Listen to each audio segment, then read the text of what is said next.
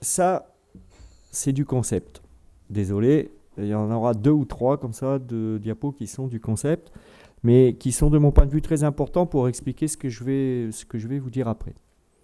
Le problème dans lequel on est aujourd'hui, de mon point de vue, c'est qu'on a un ancien modèle de développement, en gros 19e, 20e siècle, qui a été basé sur une exploitation, l'augmentation de la puissance de feu de l'homme, l'exploitation des ressources massivement, et ce modèle a donné un développement quantitatif absolument énorme. Énorme.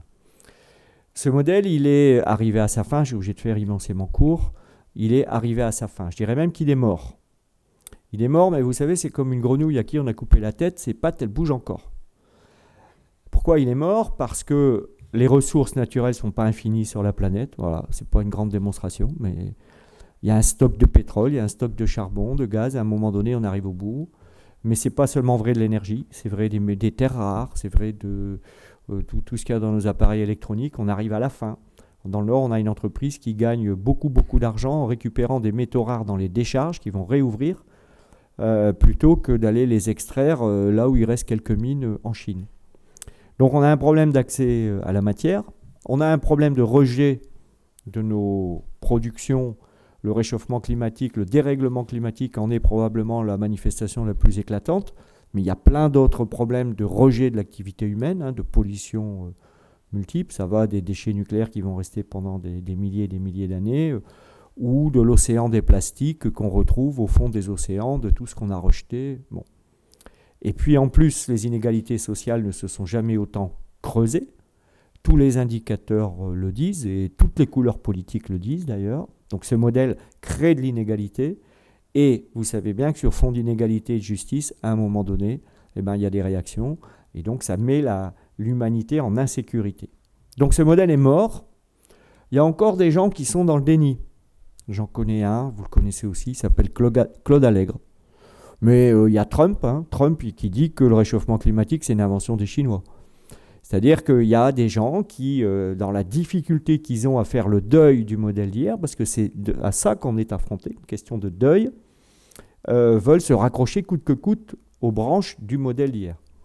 Mais il y a de moins en moins de gens qui sont dans le déni. Par contre, le gros problème, c'est que devant nous, c'est du brouillard. Pourquoi c'est du brouillard? Parce que le nouveau modèle de développement n'est pas encore apparu. Et c'est ça notre problème. Parce qu'on doit conduire une transition. Moi, c'est ma fonction d'élu, la fonction des collectivités, enfin, ce qui nous invite aujourd'hui, et qu'on doit conduire une transition sans savoir exactement là où on doit aller. Et ça, c'est extrêmement insécurisant. Et c'est extrêmement compliqué de se mettre en mouvement sans avoir le but à atteindre.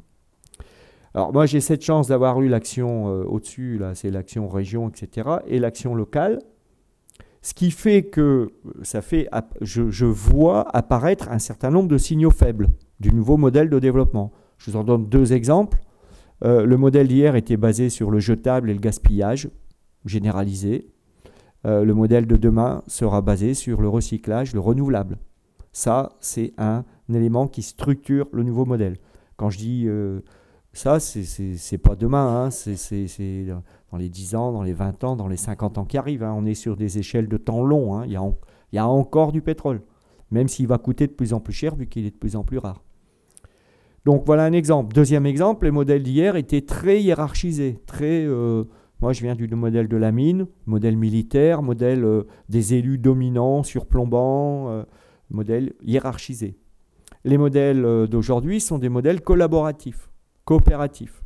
D'ailleurs, les élus qui n'ont pas pigé ça, ils ont intérêt à se faire du souci dans les 10 ans, parce que ça va péter de partout, parce que maintenant, tout le monde a accès à l'information, à la connaissance, et donc c'est beaucoup plus important d'organiser le coopératif et le collaboratif que d'être dans des modèles descendants. Voilà quelques exemples des signaux faibles du nouveau modèle de développement, mais tout ça va se constituer en avançant.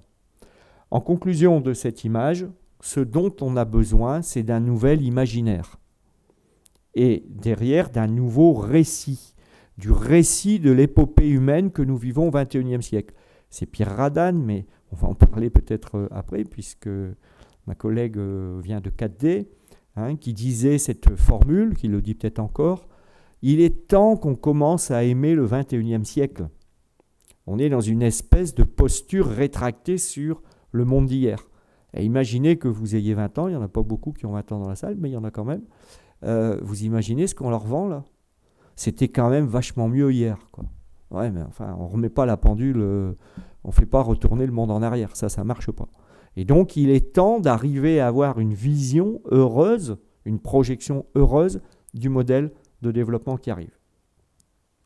Ça, c'était une diapo conceptuelle. Donc, j'ai eu cette chance, vous connaissez peut-être Jérémy Rifkin, de travailler avec Jérémy Rifkin, puisque je conduisais pour la région Nord-Pas-de-Calais l'ensemble de la transition vers la troisième révolution industrielle. Faire très court, un mode d'énergie, un mode de communication, et c'est les trois grandes révolutions industrielles. Ça a été basé sur charbon, machine à vapeur, imprimerie, 16e siècle, peu ou prou, 17e, enfin je ne suis pas trop historien.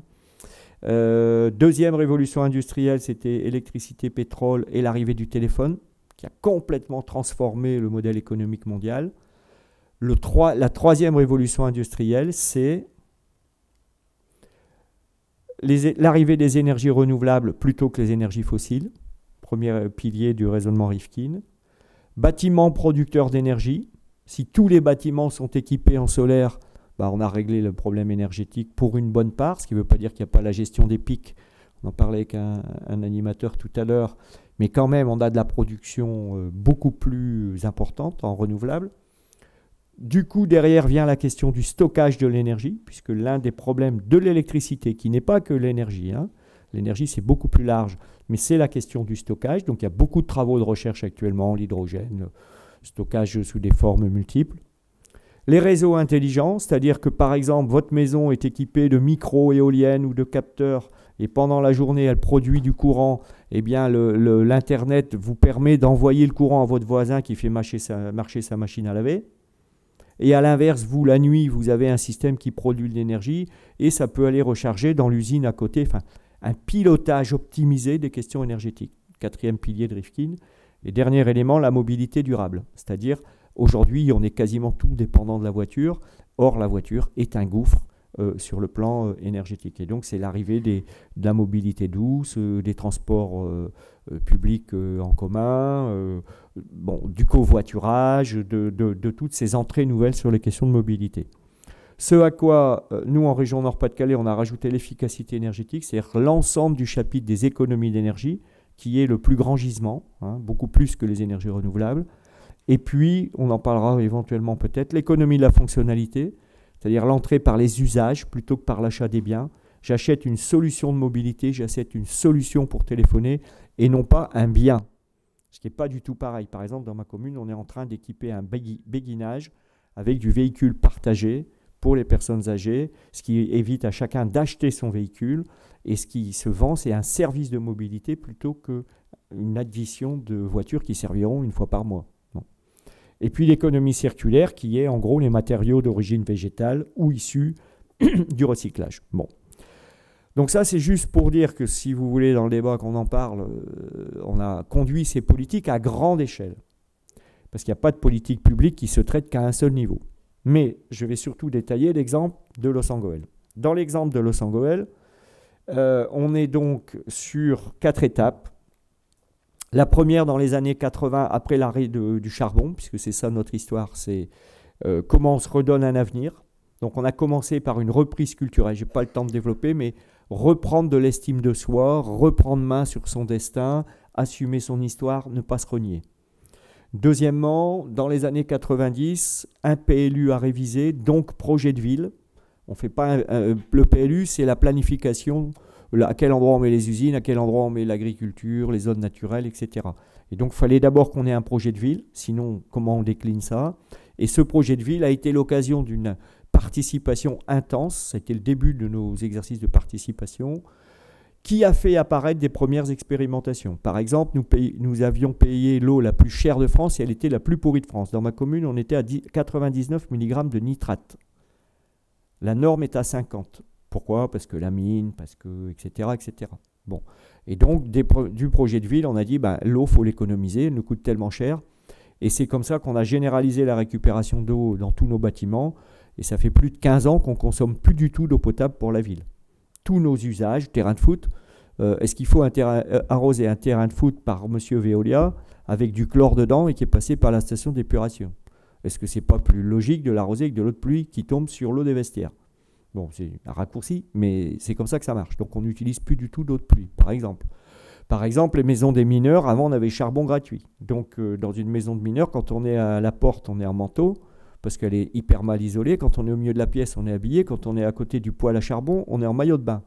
C'est comme ça que ça marche. Les maisons, c'est des passoires. Bon. Donc à partir du moment où on n'avait plus charbon gratuit parce que les mines fermaient, la question de l'isolation des maisons, les gens étaient pauvres et avec des baraques inchauffables. Donc l'éco-construction, dès 1997, est apparue comme stratégique. On va investir là parce que les gens ne peuvent plus payer le chauffage. Précarité énergétique, ce n'est pas qu'un mot à la télé.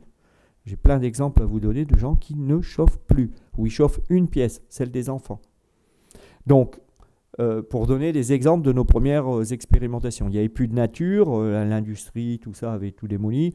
On a refait 15 km de tram verte généralisée dans la ville. Et on a remis du beau, on a remis des fleurs, on a remis des arbres, on a remis des fruitiers. Ça a été nos premières actions. Du coup, on a fait une des premières chartes du cadre de vie de France. Dans les années 2000, je suis élu maire. Donc avant, j'avais des responsabilités d'adjoint. Et donc là, on généralise le développement durable. Je change de DGS, on change l'organigramme, on change le management de l'institution parce que ça impose de faire de la transversalité. Développement durable, ça impose la transversalité. Un regard, à chaque fois qu'on prend une décision, qu'est-ce que ça va créer sur le plan social? Est-ce que ça va aggraver ou corriger les inégalités? En quoi c'est compatible avec la question environnementale? Et qu'est-ce que ça crée sur le plan économique et la création de richesse? Et si à chaque fois on se pose les questions plutôt que chacun soit dans son univers, eh ben, ça oblige à avoir des processus d'écoute, de coopération, de transversalité. Ça, tous les managers vous disent qu'il faut le faire, mais tous ils vous disent que c'est très compliqué à faire. Ça nous a pris des années à avoir des dispositifs de coopération et de mettre en place du mode projet, puisqu'il fallait inventer et innover, ce qui dans les collectivités en général c'est un mode gestion, c'est-à-dire on gère la routine. Donc c'était très intéressant du point de vue du management. Donc bon, je n'ai pas le temps de développer, je préfère dire quelques mots sur le résultat. En 2008, on réalise le plus gros score électoral du Nord-Pas-de-Calais, là où il y a deux listes évidemment. Il n'y a qu'une liste, ça fait 100%. Et ça c'est très intéressant parce que ça veut dire que du développement durable appliqué, revendiqué, au fronton de notre projet municipal, non seulement il n'est pas désavoué par les habitants, mais même il est massivement approuvé. Et notamment, il rebalaye les critères gauche-droite. C'est-à-dire, en gros, c'est plutôt ceux qui disent oui, on va dans la transition, et ceux qui sont les conservateurs. On peut être conservateur de gauche et être conservateur de droite. Hein. Enfin, on peut l'avoir des deux côtés. Bon. Donc ça, c'est intéressant. Progressivement, on parle de nous comme une ville pilote, on a de l'évaluation, on a même des parcours d'interprétation avec réalité augmentée. On a été la première ville en Europe à faire ça. On peut visiter la ville en tourisme avec un smartphone, des flashcodes. Vous savez, quand vous flashcode, vous voyez ce que c'est. Ça est en train de se généraliser. Ça s'appelle la réalité augmentée. Donc, on a 69 poteaux dans la ville où on décrypte ce qu'on fait. On est au pied d'un immeuble, on flash le code et on a le discours de l'architecte, les performances énergétiques, les matériaux employés, le point de vue de l'habitant qui était là avant et qui a trouvé ou pas sa place, la vie associative, voilà. On révèle, parce que le développement durable, un des problèmes, c'est qu'il est invisible. Et donc, il faut rendre visible l'invisible. Et de ce point de vue-là, il y a un travail de décryptage de ce qui se passe. Ici, ce bâtiment, j'en sais rien. Est-il bien ou mal isolé? J'en sais rien du tout. Y a-t-il ou pas du bois FSC? Est-ce qu'on détruit la forêt amazonienne par le bois qui est ici ou pas? Si vous n'avez pas marqué... C'est pas marqué, donc je crains le pire, parce que normalement, ce serait marqué FSC ou PEFC, c'est-à-dire certifié forêt durable. Je rigole parce que c'est du bois recomposé, hein, mais c'est pour le besoin de l'exposer que je formule ainsi. Bon, je veux dire, il y a un enjeu, si on veut que les gens se mettent en mouvement, à ce que soient révélées progressivement les avancées et ce que ça produit. Sinon, on est étranger à ça. Et puis, on a plein de projets pilotes, mais je vais en mettre quelques-uns en photo. Bon, ça, je vais passer. Alors, très vite, du coup, je n'aurai pas le temps de développer l'implication habitante, mais tout est basé sur la production avec les habitants. Tous nos projets sont systématiquement coproduits avec les habitants. La route départementale, par exemple, on dit, on doit la refaire, elle fera 7,10 m, c'est la norme, parce qu'il y a des convois exceptionnels qui passent, ça ne se discute pas. Par contre, est-ce qu'on fait une piste cyclable? Est-ce qu'on met des stationnements? À quel endroit on les met? Est-ce qu'on met des arbres? Ça, c'est soumis à la coproduction. On met en place un wiki. Sur le wiki, on met tous les plans en accès, on met tous les comptes rendus de réunion, et les habitants débattent. Et je vous garantis que le débat autour de pour ou contre une piste cyclable, c'était un moment de bonheur absolu. Une piste cyclable, attendez, on n'a déjà pas de quoi garer nos voitures, on ne va pas nous embêter avec des pistes cyclables, vous vous rendez compte? Ah ben oui monsieur, mais moi j'ai des enfants, j'aimerais bien qu'ils puissent aller à l'école en vélo. S'il n'y a pas de piste cyclable, je ne les laisserai pas partir. Ah oui, bon, d'accord. Bon, ok, alors à ce moment-là, il faudrait la mettre de l'autre côté de la route. Enfin, en gros, pas de mon côté, quoi, puisque moi, quand même, il faut que je puisse garer ma voiture juste devant chez moi. Et, ah oui, mais alors les gens en face disent, mais attendez, bon, enfin bref. Et au bout d'un moment de la construction collective, ça crée de l'intelligence collective, parce qu'on a l'expertise d'usage de la rue, de chacun. Et les décisions qu'on prend, elles sont appropriées, puisque les gens ont été associés au débat. Mais c'est vrai d'un skatepark avec les enfants, c'est vrai on fait des 50-50. Je donne 3 exemples. On fait du fleurissement, on débat avec les habitants, initiative d'habitants. Hein. La ville amène les jardinières et les fleurs, les habitants désherbent et arrosent.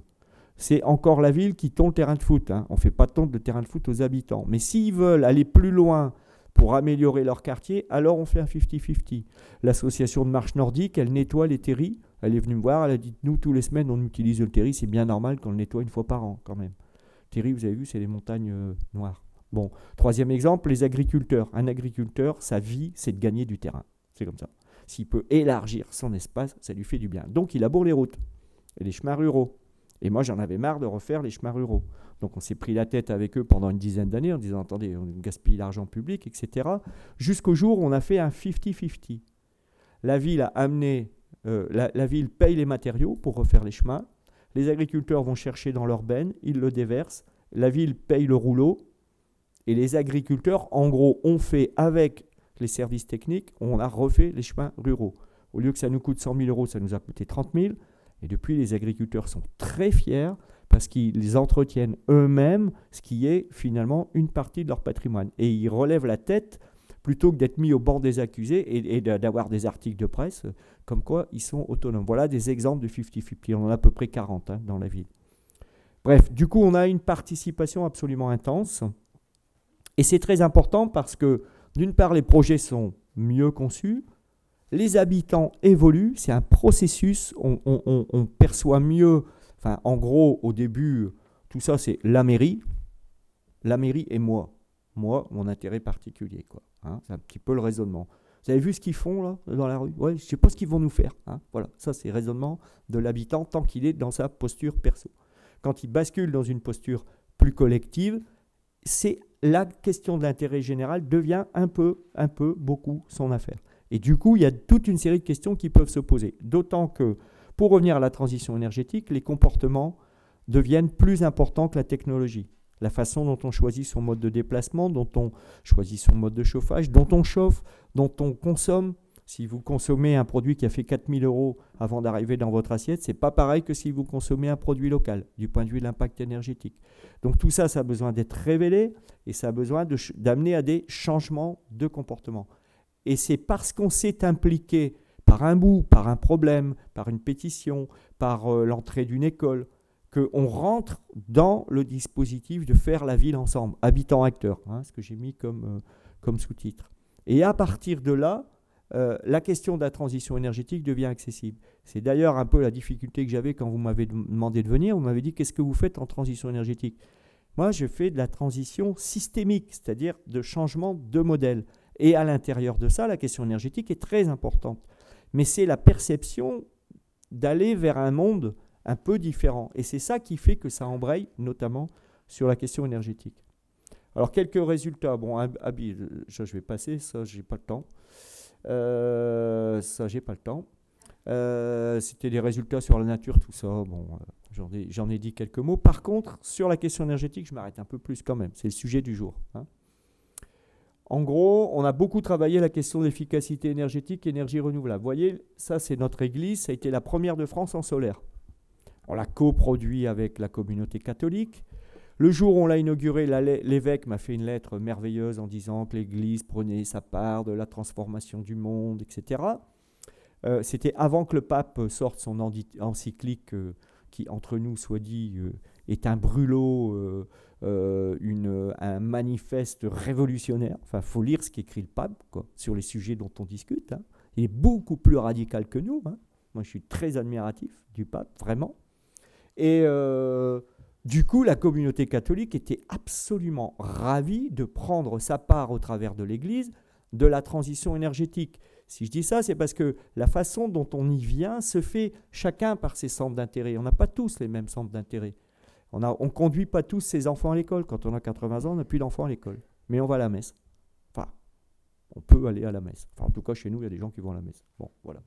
Et donc, quelques exemples. Notre église, on a une centrale solaire au pied des terris. On a considérablement réduit l'éclairage public. À chaque fois qu'on fait des nouveaux quartiers, on a des éclairages horloges astronomiques, voire même des éclairages qui ne s'allument que quand quelqu'un passe le soir, sur certains secteurs. Ça se passe très bien avec la population. On n'est pas obligé de mettre 10 lampes à 3 heures du matin, éclairées de la même manière qu'à 19 heures. Donc c'est un facteur considérable de réduction d'électricité, de la facture énergétique. Mais ça se discute avec les habitants. On revient à la coproduction. Si vous imposez l'arrêt des lumières, pétition, crise mondiale. Je vais me faire attaquer, il n'y a plus de lumière. Ça, c'est un schéma hyper classique. Bon. Alors que quand on le coproduit, eh bien finalement, les gens disent, mais enfin c'est vrai, quoi, c'est nos impôts quand même. C'est quand même... il a raison le maire. Il vaut mieux... Il n'y a pas besoin d'éclairer à 3 heures du matin comme quand on rentre les enfants de l'école. Quoi. Bon. Tous nos véhicules sont au gaz naturel véhicule. Tout le monde dit ça marche pas. Nous, ça marche depuis 15 ans parfaitement bien. Ça nous coûte moins cher. Ça pollue beaucoup moins bien. Ça peut même fonctionner avec du biogaz. On a des véhicules électriques. Là, on a France Craft qui nous met des véhicules électriques à disposition. Logique, économie, la fonctionnalité. J'ai pas le temps de développer. On fait bien sûr toutes les aides classiques sur les renouvelables pour les habitants. Nos chaudières se transforment progressivement avec des chaudières bois. Donc tout ça, c'est du renouvelable. Surtout, depuis 1997, tout est en éco-construction. Tout. Ce qui fait qu'aujourd'hui, on a plus de 10% du parc de la ville qui a été sur les concepts d'éco-construction. Après, une ville, ça se renouvelle lentement. Hein. Ça ne se fait pas en 2 ans. Bon. Exemple typique que je disais aux amis là tout à l'heure. Aujourd'hui, dans nos logements très sociaux, PLAI, les habitants, pour un T4, m'ont amené leur facture, ils payent à peu près 150 € de chauffage par an. 2 rues à côté, les gens sont en logement social années 80-70, ils payent, avec du chauffage électrique, ils payent 2000 € par an. À la sortie de l'école, il n'y a pas besoin de faire un grand baratin sur le développement durable. Parce qu'il y en a qui disent, ben moi je ne paye pas, puis en plus, moi, je protège la planète. Mon habitation, elle est bien isolée. Je ne rejette rien dans l'atmosphère. Enfin, il y a quand même si le premier moteur, c'est l'argent, on a quand même une fierté de ne pas se comporter finalement de façon indigne vis-à-vis de l'avenir. Voilà, c'est comme ça aussi que le développement durable est populaire, tout simplement. Donc, on a généralisé toutes ces pratiques-là. D'ailleurs, du coup, on est devenu le fer de lance en région de l'éco-construction. Du coup, on a des filières économiques qui sont venues s'installer à Los Angeles. Du coup, maintenant, on travaille avec la Fédération française du bâtiment, avec la Fondation d'Auteuil qui a mis en place un centre d'apprentissage de 350 places. On a des structures de recherche et il devient intéressant pour les entreprises de s'installer à Los puisque la marque Los Angeles, c'est la marque de l'éco-construction des écomatériaux. Et le projet qui a développé dans la ville donne du développement économique. Ça nous donne moins de factures pour les habitants et ça nous crée des emplois. Donc c'est tout bénéfice. Je vais passer à l'image suivante. Pour continuer sur les questions d'énergie, on a multiplié les réseaux de mobilité douce. Donc, par exemple, ce que vous voyez là, c'est une ceinture verte qui clôture la ville, qui signifie qu'au-delà de la ville, il n'y aura pas d'urbanisation. Étalement urbain, non. Parce que plus on étale la ville, plus elle consomme de l'énergie. Plus les gens sont obligés de prendre leur voiture pour aller à l'école. Moins les gens se parlent. Moins on a de la qualité paysagère. Moins on a du respect d'espace naturel. Donc, renouvellement de la ville sur elle-même, au lieu de faire des remparts comme du temps des guerriers, nous, c'est une ceinture verte, avec de la plantation d'arbres fruitiers en voie de disparition, fruitiers en accès libre, avec possibilité d'aller à pied, à vélo, etc. C'est notre plus grand succès. C'est fréquenté à 8 heures du matin par les vieux, parce que les vieux se lèvent tôt. Et encore, à 8 heures du matin, ça fait 2 heures qu'ils attendent que le jour se lève pour aller se promener avec leurs chiens. C'est pratiqué par les groupes de personnes âgées à 10 heures du matin parce qu'elles se déplacent en bande à 5 au cas où elles se feraient attaquer. Donc elles sont à 5. C'est leur crainte. Ils ne se font pas attaquer, hein, je vous rassure. On n'est pas dans un coupe-gorge. Mais il y a comme ça des imaginaires collectifs. Le soir, c'est les gens qui rentrent du boulot qui vont courir à pied. Plus tard, c'est les amoureux qui y vont. Le week-end, c'est les familles qui y vont. Ça fait un carton. Mais en plus, ça réunit les quartiers par l'extérieur. Et on a des pénétrantes est-ouest qui fait qu'on accède à tous nos bâtiments publics par des voies douces, piétons, vélos. On n'est pas obligé de le prendre. Mais il y a de plus en plus de personnes qui utilisent pour aller à l'école ou pour aller au stade, etc. Donc c'est ce que vous avez là. Autre exemple, commande publique, circuit court. Vous voyez ça, par exemple, ce sont des bancs issus du produit recyclage. Tous nos appels d'offres imposent les éco-matériaux. Je vais finir. Et donc, soit issus du recyclage, soit issus du végétal. Et là aussi, les habitants sont très fiers de dire, vous avez vu, nous, nos bancs. En plus, ils résistent aux canifs, hein, plus que les bancs en bois. Et toute la commande publique de la ville, le mobilier, l'alimentation, est dans un raisonnement circuit court et dans un raisonnement économie circulaire. On a un changement de modèle agricole. Voyez, par exemple, ici, c'est un gars qui recultive des variétés permettant de faire du pain avec des moulins de proximité.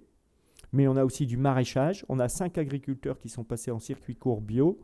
Et donc, on a le début d'une structuration d'une filière. Toutes les cantines de notre agglomération, à peu près 250 000 habitants, sont en train de regarder comment on s'alimente uniquement sur un certain nombre de produits, bien sûr, pas tous, avec la production locale. Donc, c'est un gros boulot d'agencement, mais tout ça, ça fait partie de la lutte contre le gaspillage énergétique. Puisqu'aujourd'hui, l'agriculture intensive, c'est des nitrates, des intrants massifs, les phytosanitaires, tout ça, c'est du pétrole. C'est des tracteurs qui n'arrêtent pas de passer. 14 passages pour un champ de blé, format classique en conventionnel. Donc à chaque fois, c'est du fioul, à chaque fois, c'est etc. Hein. Et pour des produits qui vont faire le tour de la France, de l'Europe, quand c'est pas pire. Et donc, le retour à du circuit court, le gain énergétique global est considérable. Et je trouve que l'alimentation est aussi nettement améliorée et le lien humain entre les consommateurs et les agriculteurs est aussi considérablement amélioré. Donc ce qui est intéressant, c'est que vous voyez, on est parti sur notre site minier d'un héritage culturel et à l'arrivée, on a un écosystème qu'on appelle vers une biosphère vallée avec tous les métiers de la transition, notamment énergétique, ce qui fait que pour les habitants, il y a ce que j'appelais les signaux faibles du nouveau modèle, ils sont là. Ils voient des jeunes qui travaillent sur des toitures, poser des capteurs solaires. Ils voient des nouveaux écomatériaux apparaître. Donc c'est le gros avantage qu'on a, c'est qu'on peut toucher du doigt les signaux du modèle de demain. Voilà un exemple, vous voyez, de bâtiment fonction vitrine, de formation sur les écomatériaux, tout ça. Il y a du jean recyclé, il y a de la laine de mouton, il y a de la laine de chanvre, enfin il y a tous les process qui sont là. Du coup, on était la seule visite de la COP21, seule visite de terrain, la COP21. On avait un TGV rempli de chefs d'État et de délégations mondiales. Malheureusement, avec les attentats, on n'a pas pu sécuriser le site, donc c'est tombé à l'eau. Le carotte mob, je pense que je vais m'arrêter parce que sur l'horaire, je ne sais pas si je le dis, mais c'est quand même sympa le carotte mob. Vous connaissez les flash mobs ? Ouais, alors en général, les jeunes ils disent ouais et les autres ils disent non. Bon, flash mob, c'est par Facebook, on fait tous une danse sur la place et pendant à 200, on fait tous en même temps des trucs comme ça. Bon, ça c'est un flash mob. Bon, donc ça marche avec les jeunes, c'est des réseaux sociaux, ça marche. Donc nous on a fait un carotte mob, c'est-à-dire qu'on offre la carotte, c'est à un commerçant, on lui dit on va faire une animation devant chez toi, si tu fais plus de chiffre d'affaires, tu t'engages à ce que ton bénéfice, tu le recycles dans la question énergétique. Donc on a fait un appel à projet, les commerçants ils ont répondu, c'est la boulangerie Knocard qui a gagné, celle devant laquelle on a mis ça. Les jeunes de l'animation jeunesse ont préparé des animations et toute la journée ils ont fait vivre devant la boulangerie Knocard. Les gens s'arrêtaient, qu'est-ce qui se passe devant la boulangerie ? Il y a plein de jeunes, il y a un attroupement. Résultat, elle a presque doublé sa recette du jour. Et elle a passé tous ses éclairages en halogène, elle les a passés en LED. Et elle n'arrête pas de dire aux gens, vous avez vu moi, je suis en LED, j'ai mis des LED. Voilà. Bon, ça c'était les ambassadeurs COP21. Lui, il récupère le marc de café, c'est-à-dire qu'il y a des entrepreneurs sociaux, économie sociale et solidaire, qui déclenchent des initiatives extrêmement originales. Donc là, il travaille avec les écoles. C'est là où on retrouve le côté système. C'est-à-dire que les écoles passent par les enfants pour récupérer le marc de café. Et lui, il travaille avec l'école des mines de Douai, avec l'incubateur de l'école des mines, pour transformer le marc de café récupéré en pellet énergétique, plutôt que pellet issu du bois, et en produits cosmétiques. Donc élimination de déchets, récupération, production d'un dispositif énergétique et création d'emplois. Alors pour conclure, dernière diapo, si je résume ce que je viens de vous dire. Premièrement, on s'est appuyé sur notre socle. Je pense qu'on ne peut pas mener de la conduite de changement en disant aux gens de se renier. Un type qui a travaillé dans une centrale à charbon, si vous voulez dire, mais c'est quand même nul ce que tu as fait pendant toute ta vie. On ne risque pas d'avoir son adhésion pour l'amener en mouvement. Donc, notre histoire du charbon, nous, on a été contributeurs. Notre histoire du charbon, on l'assume. C'est comme ça. On ne la renie pas. C'est notre système de valeurs. Par contre, on se met en trajectoire. On se met en récit. On a édité un bouquin sur le récit de la transformation de l'os. On est en mouvement. Vous savez, c'était la flèche de tout à l'heure entre l'ancien modèle et le nouveau modèle. La transition qui nous met en route. Nos 4 piliers, c'est l'implication habitante. Je l'ai bien dit. Pensée systémique, c'est-à-dire montrer que ça fait système, quoi. Ça fait faire des économies, ça crée de l'emploi, ça recrée du lien humain. C'est ça qui fait que ça marche. Si vous le preniez de manière isolée et que vous êtes technocratique dans votre propre sujet, ça marche. Enfin, en tout cas, il n'y en a qu'un tout petit bout. Il manque le côté systémique. L'étoile et les petits cailloux blancs. La vision, les petits cailloux blancs. Ça, c'est une image que j'aime bien. Quand vous regardez dans le ciel et qu'il y a une étoile qui brille, dans un beau ciel noir où il n'y a pas de pollution lumineuse, l'étoile, ça fait envie, quoi. Ça donne du désir. Et moi, je pense qu'on ne peut pas faire la transformation sans désir. Si on continue à être dans la morale, la contrainte, ce n'est pas comme ça qu'on se met en mouvement. On a besoin d'un rêve. Je parlais tout à l'heure d'imaginaire. D'ailleurs, je dis souvent, c'est quand la dernière fois que vous avez rêvé en politique? Et souvent, les gens, ils font grimace. Ils disent, ça fait longtemps que je n'ai pas rêvé en politique. Bon. Eh bien, une étoile qui brille, ça fait rêver, ça donne envie, ça nous donne l'énergie de faire. Mais le problème, c'est que si l'étoile, elle est dans le ciel, ce n'est pas pour nous. Et donc, il faut des petits cailloux blancs qui mènent à l'étoile. Et moi, je théorise ça. Il faut un rêve. Nantes, je ne sais pas quoi. Je ne sais pas quel est votre rêve. Mais c'est quoi la vision de votre territoire? Qu'est-ce qui vous fait rêver collectivement? Et là-dedans, vous mettez les petits cailloux blancs. L'église de Los, c'est un petit caillou blanc. C'est 12 ménages, l'équivalent de la production. Mais c'est un petit caillou blanc. Un pot de confiture échangé parce qu'il y a des fruitiers en accès libre entre les habitants, c'est un petit caillou blanc. Et la somme des petits cailloux blancs, ça met les gens en mouvement. Et puis, dernier élément, c'est la culture d'oser innover. Parce qu'une innovation, c'est une désobéissance qui a réussi. La transition énergétique, c'est une désobéissance au modèle d'hier. C'est une désobéissance au formatage qu'on a toujours eu. On a toujours fait comme ça. Et ça, je pourrais vous en donner dans ma vie de maire des exemples de toutes les pensées uniques qui s'appliquent. Et ça veut dire climat de confiance, terreau d'innovation, ce que les experts appellent le terreau d'innovation. Un gamin, si vous ne lui permettez pas le droit à l'erreur, il ne va jamais oser, ce gamin. Ben, c'est pareil dans un territoire. Théoriser le droit à l'erreur, oser et accepter qu'on peut se planter. Ben, c'est pas si simple que ça. Mais si on ne fait pas ça, oui, on ne va pas arriver à changer. Voilà.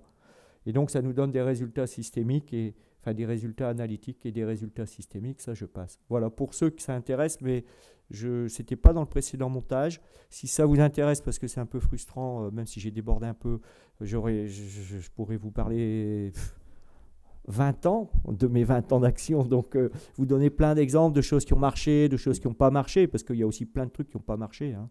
Mais en tout cas, ça vous intéresse, il y a un TEDx qui raconte un peu ça. TEDx, vous allez sur Internet, on retrouve format TEDx. Vous avez 2 livres qui ont été écrits sur l'os et sur notre site Internet, il y a un espace ressources développement durable.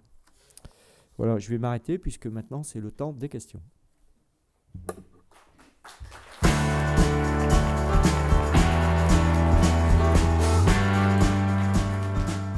Oui, donc je m'appelle Éric Couvez, je travaille à RTE, Je suis engagé dans cette commission sur le grand débat sur la transition énergétique en tant que citoyen, à travers une des 4 composantes politiques de la communauté d'agglomération. Et mon engagement, c'est surtout faire en sorte que les citoyens puissent s'exprimer et dire leur point de vue à travers l'ensemble de ce qui a été mis à disposition, notamment le site, ou les auditions, ou les cahiers d'acteurs, voilà, donc puissent s'exprimer et donner son avis sur la transition énergétique qu'ils souhaitent à la maille de l'agglomération nantaise. Bonsoir à toutes et à tous. Caroline Noualet, je suis dans les ressources humaines, donc une des 4 membres de la commission du grand débat, bénévole, volontaire, bien évidemment, avec certes un intérêt depuis fort longtemps sur les questions de transition énergétique, mais certainement pas comme experte, hein, nous ne sommes pas des experts. Et puis un intérêt aussi pour les questions de démocratie participative, puisque c'est bien cette démarche de grand débat aussi qui est une des innovations majeures, hein, et tout à fait intéressante. Donc voilà, il y a sur ces 2 aspects où la commission devra produire un rapport qui est alimenté par l'ensemble des interventions dont cette audition, bien sûr, fait partie. Alors, on s'est quand même un peu préparé, on a regardé un peu toute la trajectoire de Jean-François Caron et de sa commune. Et donc, on a quelques questions à poser. Alors,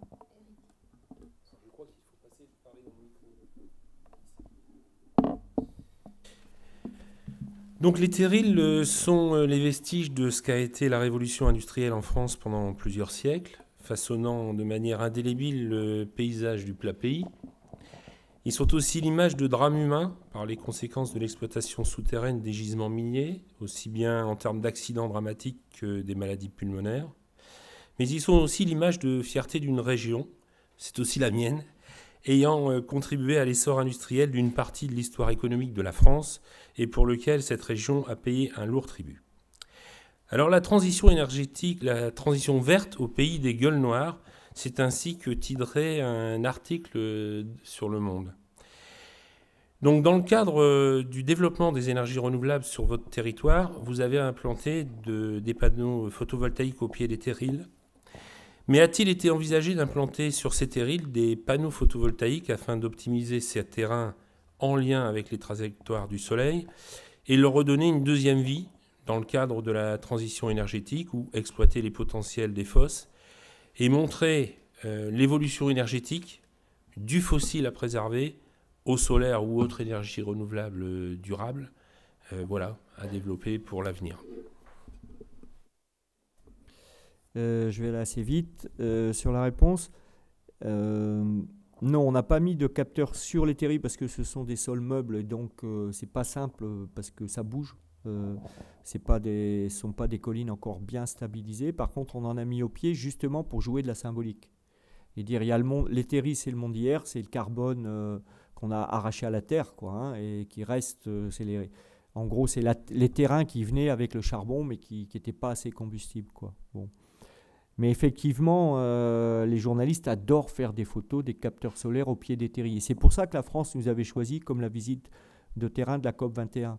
C'est parce que l'idée qu'il y a des solutions au problème dans lequel on est, du solaire au pied des terrils qui représente le charbon, voilà, il n'y a pas un de commentaire, la photo parle toute seule. Donc ça, c'était intéressant.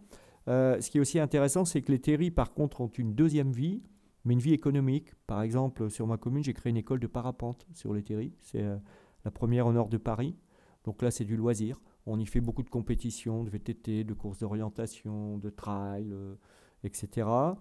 C'est devenu du tourisme. On a 150 000 visiteurs par an sur les 2 terrils qui sont là-haut. Il est vrai qu'on est à 2 pas du Louvre-Lens et que en fait, les gens aiment bien, quand ils viennent dans le Nord, comprendre et faire l'ascension d'un terril. C'est une colline faite à main d'homme. Vous voyez les terrils qui sont là derrière, ils font 146,50 mètres. Et vous savez combien fait la pyramide de Khéops? 146,50 mètres. C'est incroyable comme affaire. Et donc, d'ailleurs, Je ne l'ai pas dit dans l'exposé parce que ce n'était pas un sujet énergétique, mais j'ai porté pendant 10 ans le projet d'inscription du bassin minier au patrimoine mondial de l'humanité. On a été classé patrimoine mondial en 2012 à Saint-Pétersbourg. Et la phrase choc, c'était de dire l'histoire des mineurs vaut celle des rois. Et que l'histoire des mineurs, elle fait partie de l'histoire de l'humanité. Sans la mine, sans le charbon, il n'y aurait pas eu l'aventure industrielle. D'ailleurs, vous avez vu que je ne crache pas sur le monde d'hier. Sauf que c'était le monde d'hier, quoi. Et qu'aujourd'hui, on ne peut plus continuer comme ça. Mais oui, l'aventure industrielle, les mineurs y ont contribué. Et donc, d'avoir ces terrils classés patrimoine mondial, quand vous êtes né au pied, que vos grands-parents ils mouraient à 50 ans de la silicose, pas mon père parce que c'était la génération d'après, ou que les gars ils mouraient au fond des accidents, eh ben, vous vous dites que ça redonne de la dignité aux gens, quoi. Voilà, leur histoire, elle est reconnue. Donc, ce n'est pas directement l'énergie au sens énergétique, mais en tout cas, ça redonne de l'énergie humaine. Merci. Dans le cadre de l'évolution de la transition énergétique sur votre commune, pouvez-vous nous expliquer ce sur quoi vous avez agi pour améliorer le bilan carbone et les autres domaines de la transition énergétique à l'échelle de votre commune de 7000 habitants et qui appartient à la communopole de Lens-les-Vins comprenant 250 000 habitants. Cette transition s'est-elle faite à la maille de l'agglomération ou uniquement sur votre territoire communal? Quel gain financier la ville depuis la mise en route de votre transition? Alors, tout à l'heure, j'ai dit qu'une innovation, c'est une désobéissance qui réussit. Et souvent, des innovations, elles sont l'œuvre d'individus ou de groupes qui sont des moutons à 5 pattes, qui ne sont pas complètement ordinaires. Pour vous donner un exemple, mon arrière-grand-père était délégué mineur en 1900, c'était le style de Gênes Lantier dans Germinal. Je ne sais pas si vous avez déjà lu Germinal. Bon. Ses enfants, il les avait appelés Juvénal, Danton, Rosa, Églantine, Louise Michel, Ferrer et Voltaire. Et Voltaire, c'est mon grand-père. Donc, bien que moi, je suis très écolo dans ma façon de voir les choses, j'ai un patrimoine personnel, social très puissant, très fort. Et ça compte, parce qu'au moment où je parle d'environnement, on ne vient pas me donner des leçons de social. Je suis issu de ça. Donc je suis crédible aussi, enfin je peux être crédible sur les questions sociales. Dit autrement, mon parcours un peu atypique, mon père a été un des fondateurs de l'autogestion dans les années Rocard. Il était dans les fondateurs de la CFDT, il a créé une SCOP. Et donc j'ai toujours baigné dans l'ambiance de la coopération et de la prise en responsabilité les uns les autres. Ce qui fait que effectivement quand j'arrive maire, j'ai un background, j'ai un vécu qui permet d'être audible et d'avoir des ressources, quoi. Donc, oui, il y a besoin de conditions pour arriver à déroger à la règle, et ça commence par du petit, pour reprendre votre question. Je ne pense pas qu'on peut démarrer comme ça d'emblée à grande échelle. On a besoin de laboratoires, finalement, de lieux d'expérience pour dire c'est possible, ça marche. Par contre, tout de suite derrière, la question, c'est comment ça embraye. Alors, avec mon agglo, c'est compliqué parce que comme je suis élu, il y a de la concurrence politique. Donc, sur le fond, mes collègues maires viennent souvent à la cérémonie des vœux et me disent-ils parce qu'il y a des idées à prendre. Donc, par exemple, ils ont fait des écoquartiers, ils ont développé la haute qualité environnementale dans l'habitat, etc. Donc, ça, c'est le côté positif. Le côté négatif, c'est qu'il ne faudrait quand même pas que Los Angeles gagne trop et on va mettre un cordon sanitaire autour de la ville. Il ne faudrait quand même pas que politiquement... bon, ça c'est... Je vous parle vrai là, quand je vous dis ça. C'est la réalité de la vie politique. Par contre, après une quinzaine d'années où c'était donc un peu « je t'aime, moi non plus », ce qui s'y passe c'est bien, etc. On vient de terminer le projet de territoire de l'agglo et le fil rouge du projet de territoire de notre agglo, c'est démonstrateur européen de résilience territoriale. C'était exactement ce qu'on fait à Los Angeles. Ce qui veut dire que dans le projet de territoire, l'agglo vient de franchir le cran que vous évoquez pour dire maintenant on change d'échelle. Ça veut quand même dire qu'il a fallu plus de 10 ans, même largement, d'une forme d'isolement, mais en même temps, c'est pas inintéressant parce que du coup vous pouvez avoir un raisonnement un peu en commando, quoi. Moi, ils ne savent pas m'attraper, quoi. Les forces du mal, j'allais dire. Vous savez, enfin, la pensée, le canal historique, la pensée unique, tout ça, ils n'arrivent pas à m'attraper, je suis déjà parti ailleurs. Bon. Et ça, c'est parce que je suis sur un petit modèle. C'est une des questions qui se pose, à mon avis, sur Nantes. C'est-à-dire, c'est quoi vos points d'appui, vos endroits où c'est suffisamment mûr pour faire avancer des choses, faire la démonstration. Et je ne pense pas que ce soit d'emblée possible à la même échelle, hein, je veux dire, à l'échelle d'une grande métropole. Par contre, si votre grande métropole, elle dit « je pense que ce qui est fait là est bien », et c'est ce qu'elle montre en organisant ce débat, ça veut dire que pour les pionniers, ceux qui sont un peu décalés, ça leur rouvre des espaces, et qu'à l'inverse, la métropole ne se met pas en contradiction. Et ça, c'est intéressant pour vous. En tout cas, moi, je le ressens en venant d'extérieur. Ce n'est pas dans tous les territoires que vous avez la mobilisation que vous avez ici, enfin les moyens que vous vous donnez pour la transition énergétique. Je tiens à le souligner. Donc, regardez là où vous avez des pilotes, des labos, des pionniers, les AMAP, comment vous généralisez des AMAP à plus large. Prenez chacun de ces sujets-là, et là, il y a du grain à moudre, quoi. Alors, peut-être pour compléter, l'évolution à Loos-en-Gouel est impressionnante, hein. On voit bien sur 20 ans, les résultats, vous nous les avez exposés. Moi, ce qui m'interroge, c'est comment ça a démarré, en fait. Qu'est-ce qui fait que ça prend? Alors, vous avez évoqué un certain nombre de pistes sur les démarches collectives, la participation, mais qu'est-ce qui fait qu'à un moment donné, Loos-en-Gouel, qui est une commune de 7000 habitants, eh bien, ça a pris, alors que l'histoire, la culture de la commune était plutôt tout carbone. Déjà, on avait 7 puits de mine sur la commune. Et on avait l'avant-dernier puits, mais en gros le dernier puits du bassin ouest, pour faire court, qui était ce qu'on appelait un puits de concentration, c'est-à-dire que les mineurs venaient en bus, il y avait 2000 mineurs qui descendaient par jour dans ce puits, et ensuite quand ils étaient au fond, ils prenaient des petits trains, ils pouvaient aller à 10 km de là, parce que les houillères avaient regroupé tous les petits puits dans un puits très industriel. Donc il y avait une charge symbolique très forte. Ma commune, c'était la charge symbolique vraiment du tout charbon, quoi.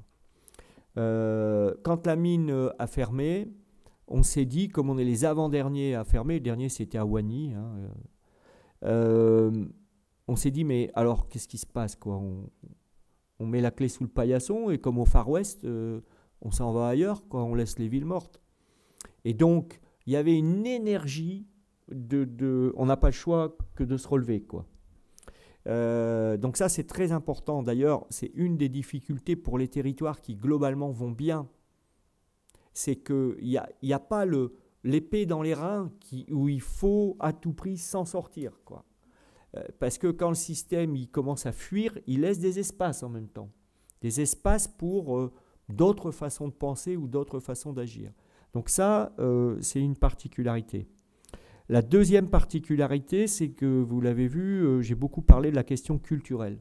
Moi, je pense que ça marche quand on crée une communauté qui a envie de se saisir de son destin, quoi. Alors, sur quoi ça prend? Ça peut prendre, par exemple, nos terris les plus hauts d'Europe, c'était nos symboles à nous. Vous, ça peut... Quand je vois ce qui a été fait dans le lieu unique et dans toute l'île de Nantes, il y a quelque chose de l'ordre de la grande transformation. Il y a un grand dessin, quoi. Il y a quelque chose qui apparaît à distance. Donc, on n'est pas obligé d'avoir eu un crash économique, mais comment on fait apparaître un rêve? Ça, je pense que c'est une vraie question. Et puis après, la troisième réponse, très courte, c'est que on n'avait absolument pas l'idée quand on a démarré qu'on allait devenir ce qu'on est, hein. On construit le chemin en avançant. On a essayé de se relever. On a commencé à éviter que les maisons soient trop chères à chauffer. Enfin, je vous l'ai dit tout à l'heure, des petites actions, hein. Enfin, des petites actions. On a remis des arbres, voilà, mais on n'a pas changé le monde. Et après, quand vous êtes en chemin et que vous créez l'animation collective, ce qui est le cas dans votre débat, là, ce qui est intéressant, c'est que vous posez, moi je me permets de vous le dire, vous posez la question énergétique et la question de l'implication citoyenne comme étant absolument articulée, quoi. Et à ce moment-là, on trace sa route, quoi. le destin n'est pas écrit. Mais d'ailleurs, qui peut dire aujourd'hui qui connaît le destin de ce qui va se passer dans 5 ans? Bon, donc, confiance collective, un peu de rêve. Ouais, du rêve.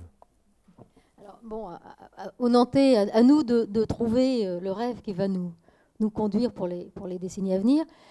Loussenguel a pris une véritable avance sur toutes ces questions.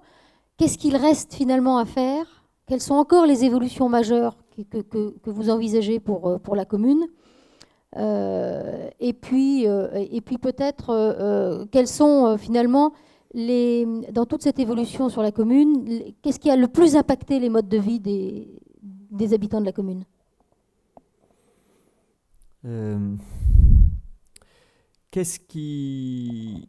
Est-ce qu'on est arrivé au bout? Plus on avance, plus il y en a à faire. C'est terrible. On aimerait bien devenir autonome énergétiquement, complètement. On en est loin. On aimerait bien avoir un modèle alimentaire qui fasse que bonne partie de nos agriculteurs gagnent leur vie en ayant des circuits courts. Aujourd'hui, c'est le début, mais il y a encore au moins 10 ans d'action avant qu'on arrive à lutter contre les grands groupes et j'allais dire la malbouffe, mais je ne sais pas quoi dire d'autre, qu'il y a aujourd'hui. On aimerait bien créer beaucoup plus d'emplois. L'économie circulaire est au tout début. Sans emploi, ça ne marche pas. Alors la commune de Los est à 14% de taux de chômage, ce qui est beaucoup mieux que le territoire autour qui est à 18%. Mais d'abord, c'est encore 14%.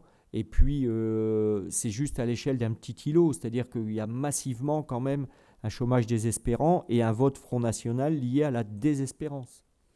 Donc ça, c'est pas réglé, la question de l'emploi. Donc vous voyez, il y a encore plein de choses à faire. Par contre, là où on est arrivé au bout, c'est que je pense que les Lossois ont retrouvé confiance.